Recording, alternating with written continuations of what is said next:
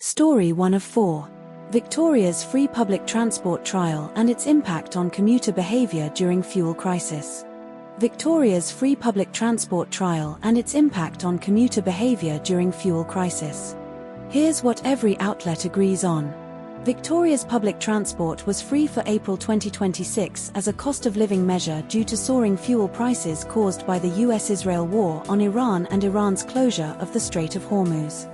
The free public transport policy was extended to May 2026, followed by half-price fares from June 1 to December 31, 2026, costing about $432 million total.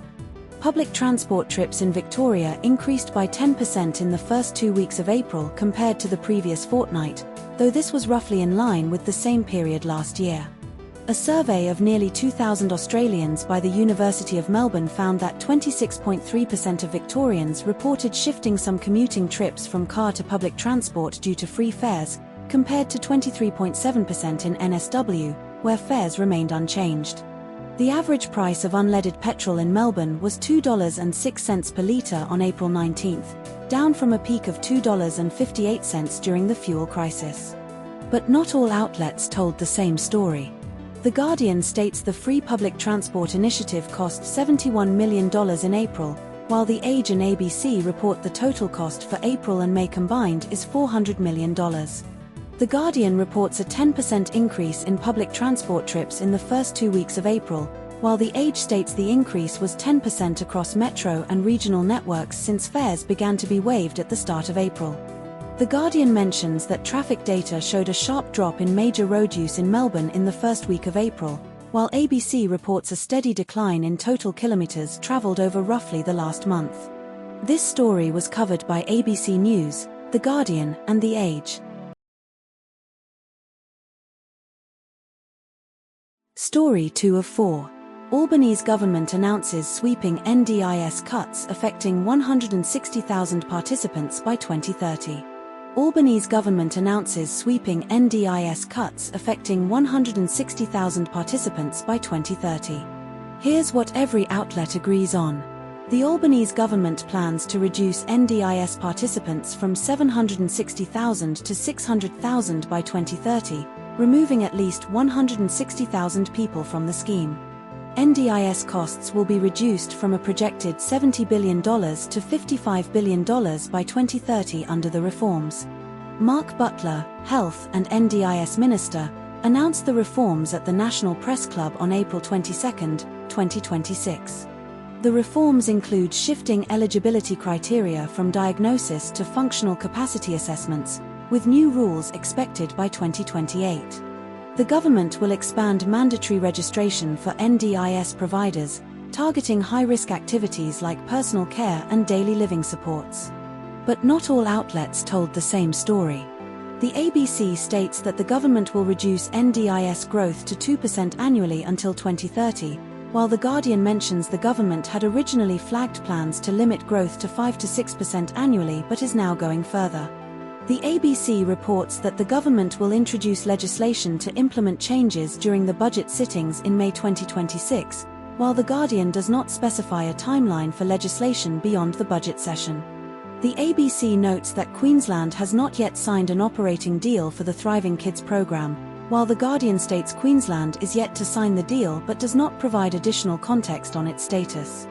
This story was covered by ABC News and The Guardian.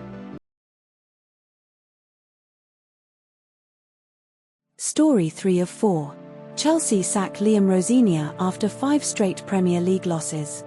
Chelsea sack Liam Rosenior after 5 straight Premier League losses. Here's what every outlet agrees on. Liam Rosenior was sacked as Chelsea manager on April 22, 2026, after 23 games in charge.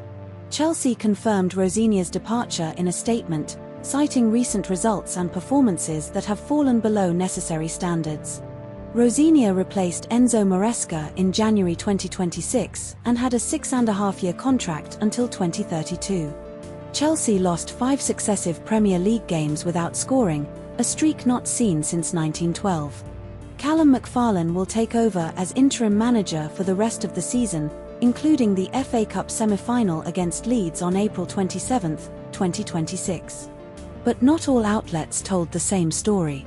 The Guardian states Rosenior was highly critical of his players after the Brighton match, saying that was unacceptable in every aspect of the game, while ABC paraphrases his quote as indefensible and something needs to change drastically, with slight variations in phrasing. ABC reports Chelsea are 7th in the Premier League and 7 points off 5th place, while The Guardian emphasises the risk of falling into the bottom half, though both agree on the current position and gap. This story was covered by ABC News and The Guardian. Story 4 of 4. Albanese government cuts private health rebate bonus for Australians over 65 to fund aged care. Albanese government cuts private health rebate bonus for Australians over 65 to fund aged care. Here's what every outlet agrees on. The Albanese government will scrap a Howard-era private health rebate bonus for Australians over 65, reducing their rebate by up to 8% more than younger people on similar incomes. The policy change reverses a 2004 coalition government decision that increased the rebate for seniors.